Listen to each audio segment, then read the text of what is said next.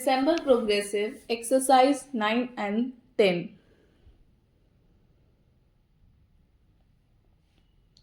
Sir, the mounting, galloping public expenditure, mainly financed not out of real resources but out of public debts or borrowings, creates an internal debt trap, and that can be only matched or met by seeing that whatever money is spent productively, and all the money that is not being spent productively is cut out.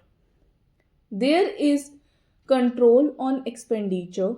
I think this mechanism will be much more effective when put in operation, and it could control the deficit that the country has experienced. Now, sir, the objective and philosophy of the plan squarely put as the Nehruvian model of growth with social justice based on modernization. Our economy has progressed on these lines, and the entire industrial sector is in the midst of a new industrial revolution. This new industrial revolution, formulated by the ideas of the Prime Minister, is that there should be increased productivity and efficiency. It also reflects the modern management technique. All these are the qualitative aspect of the new industrial revolution that is ushered into the country as the second industrial revolution.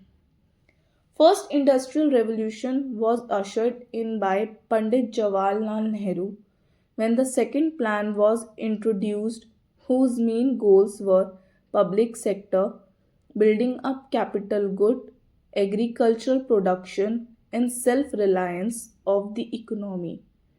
The country has progressed in this direction, and India is now one of the most industrialized economies.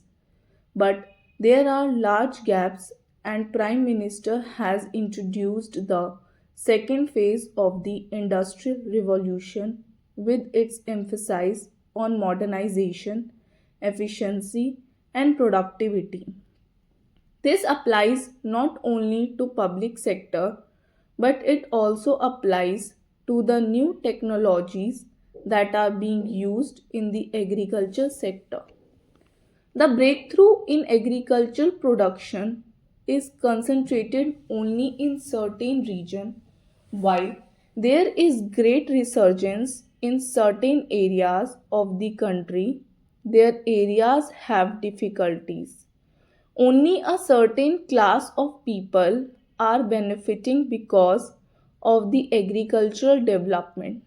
Water management, technological management, and other inputs used in agriculture are costly, and the result is that the cost of production in agriculture is as costly as the industrial production. Therefore, by introducing the new management revolution in agriculture and industry, there will be more and more emphasis on modernization, efficiency, and getting the best results out of the investment. And I only like to point out that it must be made much more broad based in the sphere of agriculture. It must be extended to other areas where it is not existing now. For example, we should put in more efforts in northeast and central areas. I must get out of the regional trap and spread to the whole country. In addition, our agricultural products must be less costly.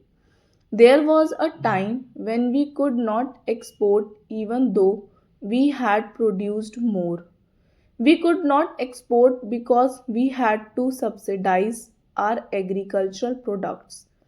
Reducing the cost will improve our exports also. This is the techno economic articulation as presented by the Prime Minister in his budget.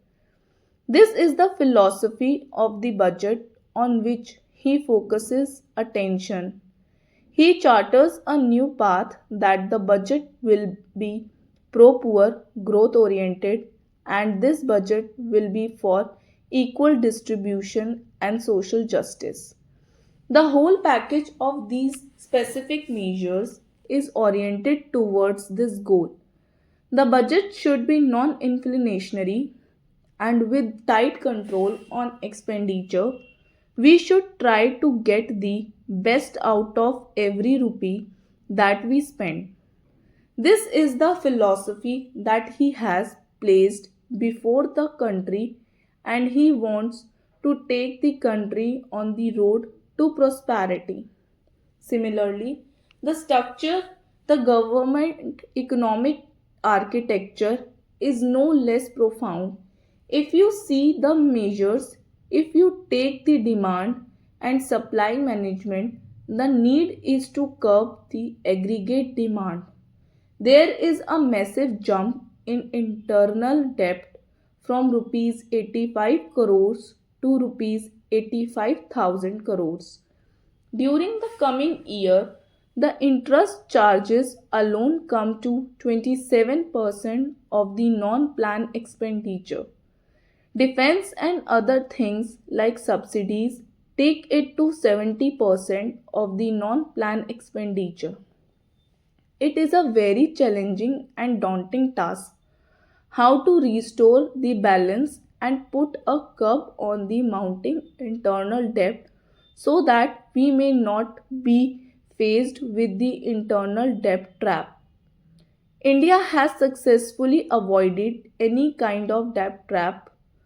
External debt trap, actually, if you see the report of the World Bank or the International Monetary Fund or any other organization, India is a shining example of development compared to any other developing country. The budget strikes a new path, a Gandhian approach, if I may say so, in bringing about simplicity in administration by giving up 11 ostentatious projects, all ostentatious way of spending in governing the country. This is being reintroduced in this budget, which has removed all the frills and ostentations by cutting down and postponing all the slow moving projects and replacing them with fast moving ones. Large funds are allocated for the rural poverty elevation through increase in productive employment.